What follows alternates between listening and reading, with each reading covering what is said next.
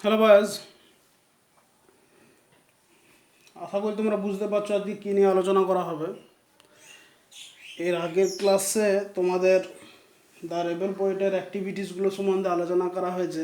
আজকে যে সমস্ত অ্যাক্টিভিটিসগুলো বাকি আছে, অর্থাৎ এর আগের দিন আমি দেখেছি করে দিয়েছিলাম অ্যাক্টিভিটি 1 থেকে 5 পর্যন্ত। আজকে পরবর্তী যে অ্যাক্টিভিটিসগুলো আছে, অর্থাৎ 6, 7, 8, 6, 7A, 7B এবং 8 আর 9, এই অ্যাক্টিভিটিসগুলো আলোচনা করা হবে। তো দেখো অ্যাক্টিভিটি 6 কি আছে। অ্যাক্টিভিটি 6 প্রশ্ন উত্তর আছে। অ্যাক্টিভিটি 6 তোমাদের এখানে কিছু প্রশ্ন উত্তর দেওয়া আছে। 4টা প্রশ্ন আছে। Who inspired Nazrul to write poems? কে নজরুলকে অনুপ্রেরণা জাগিয়েছিল কবিতা লেখার জন্য? তারপর হচ্ছে why did Nazrul have to leave the army? তাহলে একটার পর একটা আমরা অ্যান্সার করে যাব। এবং এখানে কিছু গ্রামার সম্বন্ধে আলোচনা করা হয়েছে, বিশেষত দেখতে পাচ্ছি অ্যাডভার্ব সম্বন্ধে আলোচনা করা হয়েছে। তাহলে অ্যাডভার্ব সম্বন্ধেও আমাদের আলোচনা থাকবে। তাহলে অ্যাক্টিভিটি 6টা লিখব।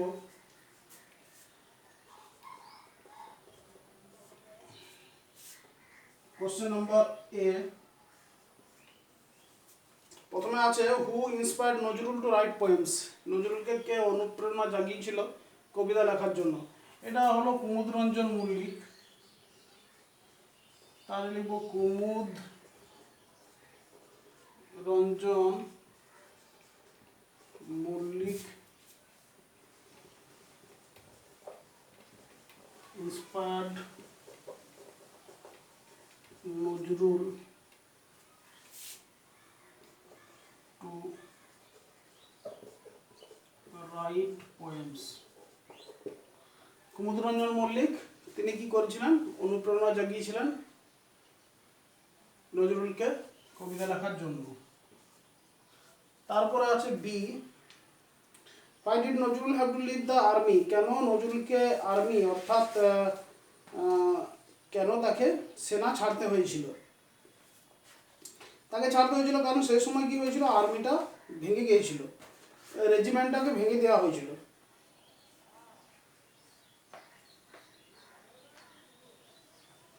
দেখো এটা লেখা আছে after the first world war the regiment was disbanded in 1920।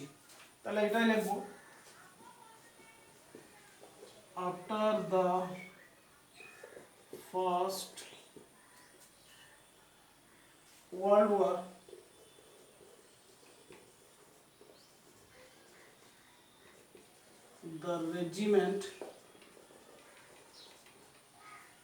the regiment was disbanded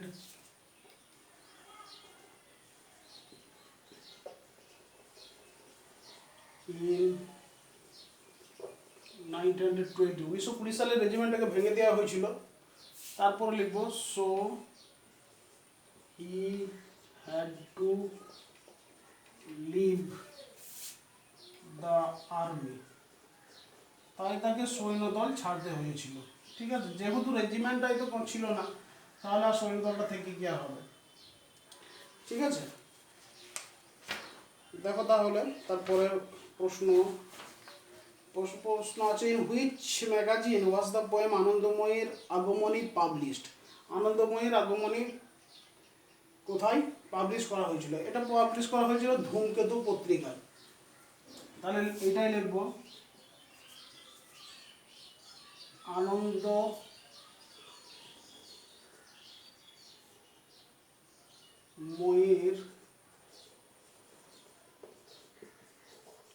আগমনী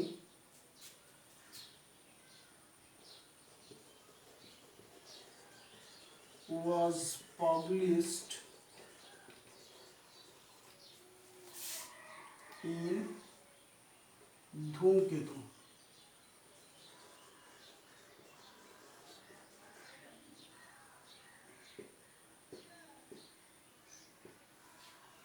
ঠিক আছে, ধূমকেতুতে সেটা পাবলিশ করা হয়েছিল। এবং কোশ্চেন নাম্বার ডি আছে, কি দেখব, why did Nazrul start fasting? কেন নজরুল উপোস শুরু করেছিল? নজরুল উপোস শুরু করেছিল এই জন্য, কারণ সেটা সে ব্রিটিশদের অত্যাচারের বিরুদ্ধে সে প্রতিবাদ করেছিল। তাহলে সেটাই লিখবো, Nazrul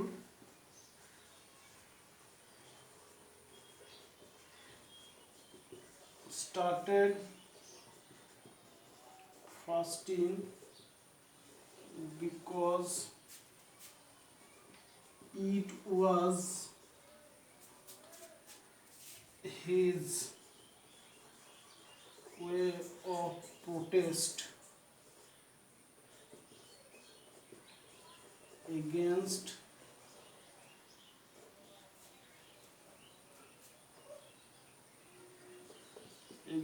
the torture of the British. কি লিখলাম? নজরুল স্টার্টেড ফাস্টিং, নজরুল অনশন শুরু করেছিল কারণ it was his way of protest, এটা ছিল তার প্রতিবাদের ধরন, against the torture of the ব্রিটিশদের অত্যাচারের বিরুদ্ধে।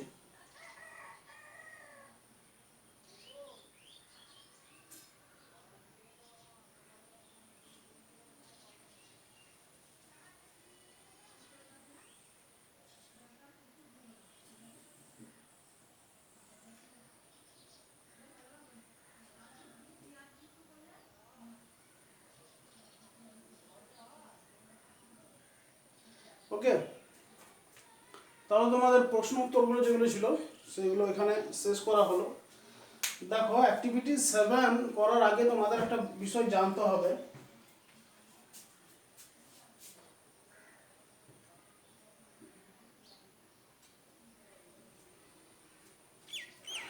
তাহলে এই অংশটা ওয়াইপ আউট করলাম।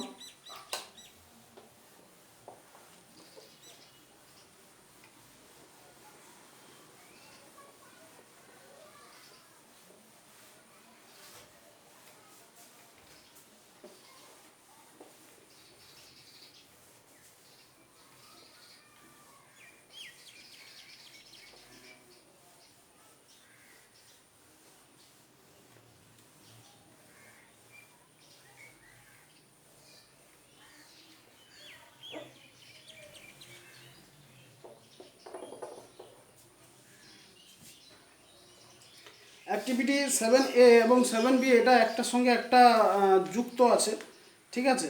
7A-তে যে সমস্ত অ্যাডভার্বগুলো দেখতে পাওয়া যাবে সেগুলো 7B এর ছকে লিখতে হবে। তার আগে জানতে হবে অ্যাডভার্ব কাকে বলে। অ্যাডভার্ব হলো সেই ধরনের এমন এক ধরনের পার্টস অফ স্পিচ যেগুলো কি করে না ভার্বের দোষগুণ বিচার করে, কোনো অ্যাডভার্বের দোষগুণ বিচার করে, ঠিক আছে, আবার কোনো অ্যাডজেক্টিভেরও দোষগুণ বিচার করতে পারে, তাকে আমরা অ্যাডভার্ব বলে থাকি। অ্যাডভার্ব সম্বন্ধে যখন বিস্তারিত আলোচনা করা হবে তখন গ্রামারে তোমাদের জানানো হবে। দেখো একটু আমি লিখব, একটা উদাহরণ তোমাদের দেওয়া আছে, he inspired the Indian youth, লেখা আছে he inspired the Indian youth,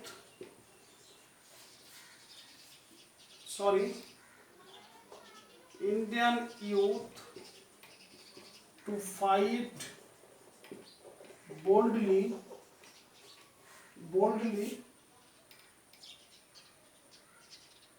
for freedom।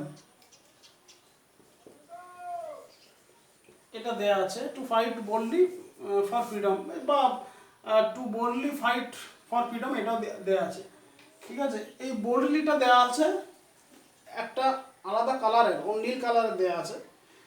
তো এটা কেন আছে? এটা দেখো, হি ইন্সপায়ার্ড দ্য ইন্ডিয়ান ইউথ, সে ভারতীয় যুবকদেরকে ইন্সপায়ার্ড করেছিল কীরকমভাবে ফাইট করতে, বোল্ডলি অর্থাৎ সাহসিকতার সঙ্গে। তাহলে ফাইট করাটা ভার্ব, আর সাহসিকতার সঙ্গে কেমনভাবে ফাইট করা না সাহসিকতার সঙ্গে ফাইট করা। তাহলে এই যে ওয়ার্ডটা কি করছে না ভার্বের দোষগুণ বিচার করছে, ঠিক আছে। তার জন্য এটাকে বলা হচ্ছে অ্যাডভার্ব। এবার এটা অ্যাডভার্বের বিভিন্ন রকমের ভাগ আছে। এখানে তোমাদের যেটা ভাগ আছে সেটা 3টে দিয়েছে, একটা আছে adverb of place, adverb of time আর অ্যাডভার্ব অফ ম্যানার, ঠিক আছে। প্লেস অর্থাৎ কোনো জায়গা বোঝায়, যেমন দেয়ার, হি, বিগান ফাস্টিং, সেখানে সে কি করেছিল, সে অনশন শুরু করেছিল। He subject, began verb, fasting, ঠিক আছে, এটা নাউনের মধ্যে পড়ে যাচ্ছে। সেখানে সে ফাস্টিং অর্থাৎ অনশন শুরু করেছিল। এক্ষেত্রে সেখানে এই যে এটা একটা জায়গার কথা উল্লেখ করছে, এটা অ্যাডভার্ব, অ্যাডভার্ব অফ একটা যেহেতু জায়গা তার জন্য এটা হলো অ্যাডভার্ব অফ প্লেস, ঠিক আছে। আর এটা একটা আচরণ বা একটা ধরন বলছে কেমন ভাবে ফাইট করা, এটা হলো অ্যাডভার্ব অফ ম্যানার, ঠিক আছে, অ্যাডভার্ব অফ ম্যানার। আর টাইম যেমন after the first world war, এটাই লেখা আছে after the first world war, তাহলে এই যে আফটার অর্থাৎ আফটার মানে পরে, এটাও একটা অ্যাডভার্ব। এটা হলো কি অ্যাডভার্ব অফ টাইম, এটা একটা সময় নির্দেশ করছে, এটা সময় নির্দেশ করছে তাই এটা হলো অ্যাডভার্ব অফ টাইম। এটা একটা জায়গা নির্দেশ করছে তাই এটা একটা অ্যাডভার্ব অফ প্লেস। আর ওটা একটা ধরন নির্দেশ করছে তাই সেটা হলো কি অ্যাডভার্ব অফ ম্যানার। এই তোমাদের তিনটে অ্যাডভার্বই সম্বন্ধে আলোচনা করা হয়েছে, adverb of time, place and manner, ঠিক আছে। কোশ্চেন কি আছে, কোশ্চেন আছে যে অ্যাক্টিভিটি 7-এ তোমরা যে সমস্ত অ্যাডভার্বগুলো খুঁজে পাচ্ছ, প্রথমে অ্যাডভার্বগুলো দাদা নিচে আন্ডারলাইন করতে বলেছে, এবং তারপরে যে অ্যাডভার্বগুলো তোমরা পাচ্ছ সেগুলো কি করতে হবে না, সেগুলো 7B এ তিনটে ছক দেওয়া আছে, সেই ছকে লিখতে হবে। তাহলে আমি একসঙ্গে অ্যাক্টিভিটি 7A এবং 7B সলভ করব। দেখো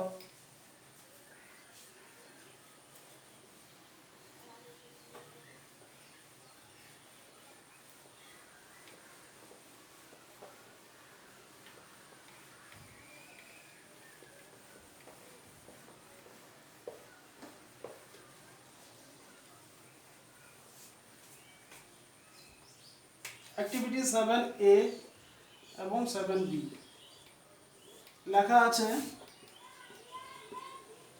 adverb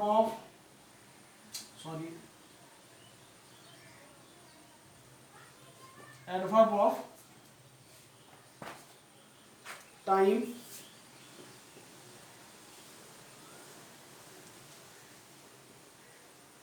adverb of manner,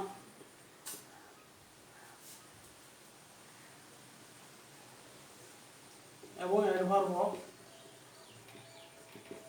place, ঠিক আছে। তাহলে এবার প্রথম থেকে দেখব যে কোনটা কি হচ্ছে। প্রথমে আছে নাও, নাও মানে এখন, now I will go to school, এখন আমি স্কুলে যাব, ঠিক আছে। তাহলে এটা একটা সময় নির্দেশ করছে, তাহলে এটা হবে কি অ্যাডভার্ব অফ টাইমের ঘরে নাও।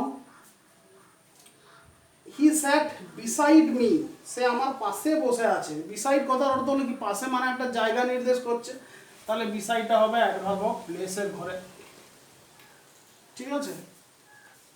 He will watch A play tomorrow, tomorrow অর্থাৎ আগামীকাল, তাহলে একটা সময় নির্দেশ করছে, তাহলে টুমরোটা হবে কি অ্যাডভার্ব অফ টাইমের ঘরে tomorrow. He eagerly waited for the result, সে রেজাল্টের জন্য উৎসুক হয়ে আছে, ঠিক আছে। তাহলে ইগারলি, ইগারলি হবে অ্যাডভার্ব অফ ম্যানার, কেমন ভাবে আছে ইগারলি অর্থাৎ উৎসুকপূর্ণভাবে আছে। তারপরে আছে the train moved slowly out of the station, slowly কেমন ভাবে করছে, স্টেশনে করছে ঘোরাঘুরি করছে না স্লোলি, এটা একটা ম্যানার চরিত্র, ঠিক আছে। ইয়েস্টারডে, তারপর আছে the we won the match yesterday, ইয়েস্টারডেটা আবার অ্যাডভার্ব অফ টাইমের ঘরে হয়ে যাবে, খুবই সহজ। তারপর আছে কাম হেয়ার, হেয়ার অর্থাৎ একটা প্লেস নির্দেশ করে হেয়ার, তাহলে অ্যাডভার্ব অফ প্লেসের ঘরে হবে। I shall gladly do it, গ্ল্যাডলিটা হবে তাহলে কি অ্যাডভার্ব অফ ম্যানারের ঘরে, ঠিক আছে।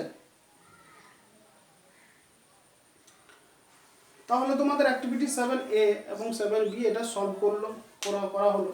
এরপরে অ্যাক্টিভিটি 8 সম্বন্ধে তোমাদের একটু জানতে হবে। দেখো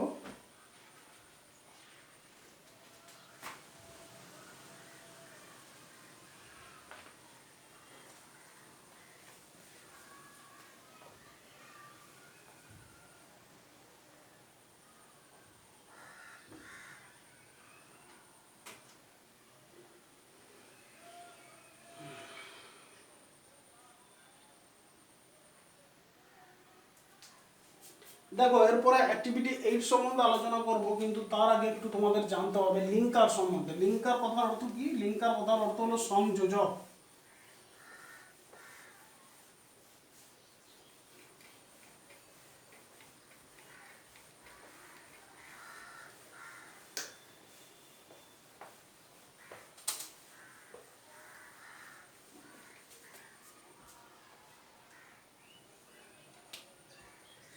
দেখো আমি দুটো উদাহরণ লিখছি। I went to the market, তারপর লিখলাম then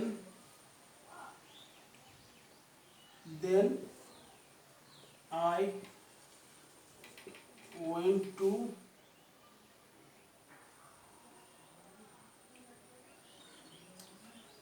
then লিখলাম then I went to the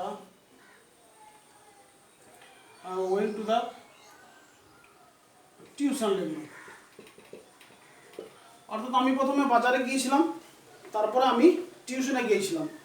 তাহলে এই যে দেন কথাটা, এটা কি করলো না, এই বাক্যটার সঙ্গে এই বাক্যটা যোগ করলো। তারপর এটা তো যোগ করলোই, কিন্তু তার সঙ্গে আরেকটা কি বলা হয়, যে এই দেন কথাটা আগের আইডিয়ার সঙ্গে পরের আইডিয়াটাকে যোগ করলো, মানে আগের ঘটনার সঙ্গে পরের ঘটনার মেলবন্ধন করে এই দেন কথাটা। ঠিক আছে? যেমন আমি প্রথমে মার্কেট গেলাম, সেখান থেকে বা তারপরে আমি সেখান থেকে টিউশন গেলাম। ঠিক আছে?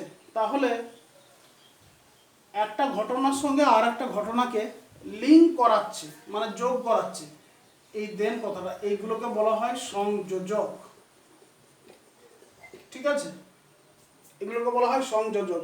যেমন আমি একটা উদাহরণ দিতে পারি, প্রথমে আমি চক নিলাম, তারপর আমি ডাস্টার নিলাম, ব্ল্যাকবোর্ড নিলাম, তারপর আমি পড়াতে শুরু করলাম। এগুলো একটার পর একটা ঘটনা, এই যে পরে তারপর পরবর্তী সময়ে এই যে আমি এই কথাগুলো বলছি, এগুলো কি করছে না একটার সঙ্গে আর একটা ঘটনাকে যুক্ত করছে। এগুলোকে বলা হয় সংযোজক বা ইংরেজিতে বলা হয় লিঙ্কার্স। ঠিক আছে? লিঙ্কার্সের কাজ কি? লিঙ্কার্সের কাজ হলো একটা ঘটনার সঙ্গে আগের ঘটনাটা সংযোজন করা। এই ঘটনাটার সঙ্গে এই ঘটনাটার সংযোজন করাই হলো লিঙ্কারের কাজ। বা যে কোনো আগের ঘটনার সঙ্গে পরের ঘটনার সংযোজন করা, সেটার কাজই হলো লিঙ্কার্সের কাজ। ঠিক আছে?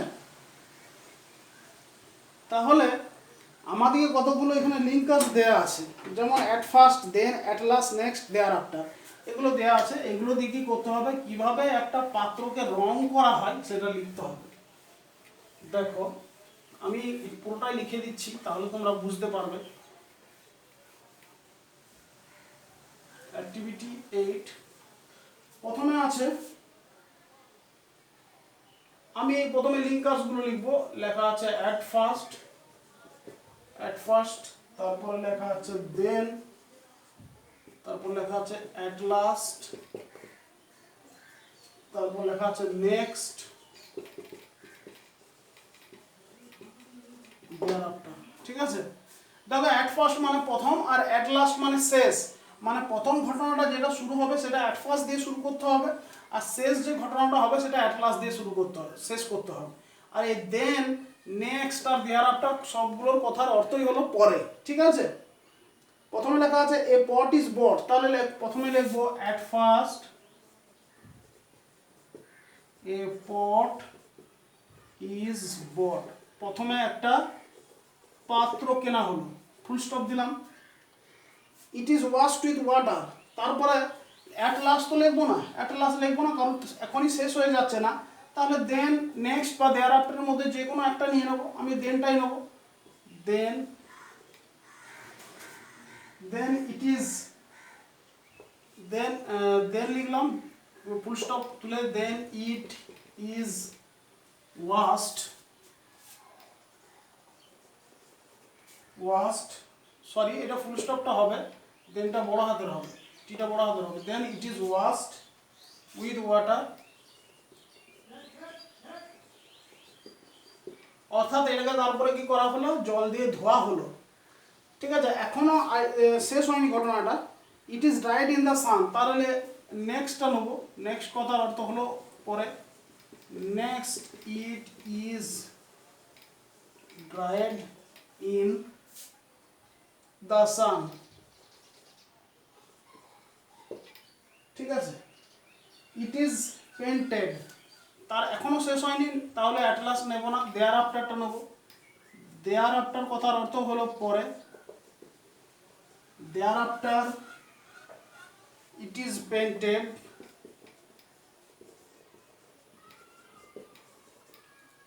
ফুল স্টপ। ঠিক আছে, এরপরে শেষ হয়ে গেছে polish is applied to make the surface shiny. ঠিক আছে, এখন এবার শেষ, তাহলে এইটা হবে at last. At last polish is applied to make it, to make the surface, sorry, to make the surface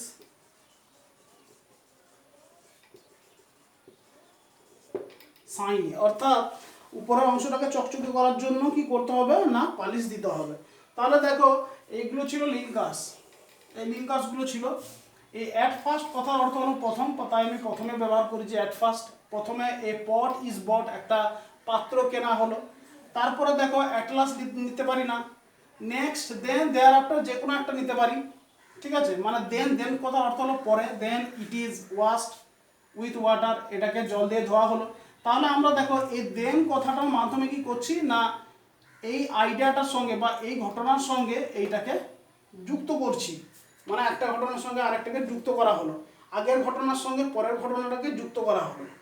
next মানে প্রথমে একটা পাত্র কেনা হলো, তারপরে এটাকে ধোয়া হলো। আমি যদি প্রথমে বলি তারপরে এটাকে ধোয়া হলো, তাহলে ঘটনাটা পরিষ্কার হবে না, তাহলে আমাকে এটা বলতেই হবে। ঠিক আছে, তারপরে লিখলাম next it is dried in the sun, তারপরে এটা রোদে শুকানো হলো। তাহলে এটাও কি হলো না, এই নেক্সট কথাটার মাধ্যমে এইটার সাথে লিঙ্ক করা হলো। দেন কথাটার মাধ্যমে যেমন এটার সাথে লিঙ্ক করা হলো, নেক্সট কথাটার মাধ্যমে এটার সঙ্গে লিঙ্ক করা হলো। Thereafter it is painted, তারপরে এটাকে পেন্ট করা হলো, রং করা হলো। তাহলে এই দেয়ার আফটার কথার মাধ্যমে এই সেন্টেন্সের সঙ্গে লিঙ্ক করা হলো এবং সব শেষে পালিশ দেওয়া হলো। ঠিক আছে, তাহলে এই লিঙ্কারগুলো কি করে, লিঙ্কারগুলোর কাজই হলো একটা আইডিয়ার সঙ্গে আরেকটাকে লিঙ্ক করা, বা একটা সেন্টেন্সের সঙ্গে আগের সেন্টেন্সের লিঙ্ক করা, আগের ঘটনা লিঙ্ক করা। ঠিক আছে,